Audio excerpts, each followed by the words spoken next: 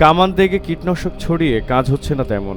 শ্রীলঙ্কা সরকার এবার তাই মশা নিধন করতে ড্রোনের বহর নামিয়েছে, আর এই দায়িত্ব দেওয়া হলো সে দেশের সেনাবাহিনীকে। এখনও পর্যন্ত ডেঙ্গু ভাইরাসের 4টি পৃথক ধরনের সেরোটাইপ সন্ধান পাওয়া গিয়েছে। একবার একটি সেরোটাইপে আক্রান্ত হয়ে সুস্থ হওয়ার পরে শুধু সেই নির্দিষ্ট সেরোটাইপের বিরুদ্ধেই রোগ প্রতিরোধ ক্ষমতা তৈরি হয়। এবছর দক্ষিণ এশিয়ার দ্বীপরাষ্ট্র শ্রীলঙ্কায় ডেঙ্গুতে 56 জনের মৃত্যু হয়েছে। আক্রান্ত হয়েছেন 77,000-এর বেশি মানুষ। এদের মধ্যে শুধু জুলাই মাসেই 1/4 আক্রান্ত হয়েছেন। এই পরিস্থিতিতে মশককুলের বিনাশ করতে সেনাবাহিনীর উপরেই ভরসা রাখছে কলম্বোর বামপন্থী সরকার।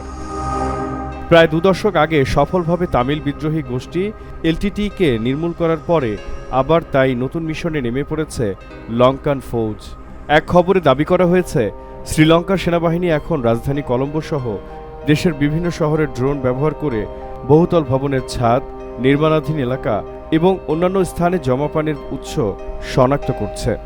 সাধারণভাবে এসব স্থানে জমে থাকা পরিষ্কার পানিতে ডেঙ্গুর বাহক এডিস মশা বংশবিস্তার করে।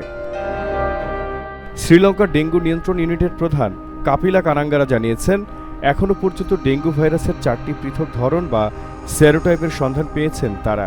একবার একটি সেরোটাইপে আক্রান্ত হয়ে সুস্থ হওয়ার পরে শুধু সেই নির্দিষ্ট সেরোটাইপের বিরুদ্ধে রোগ প্রতিরোধ ক্ষমতা তৈরি হয়।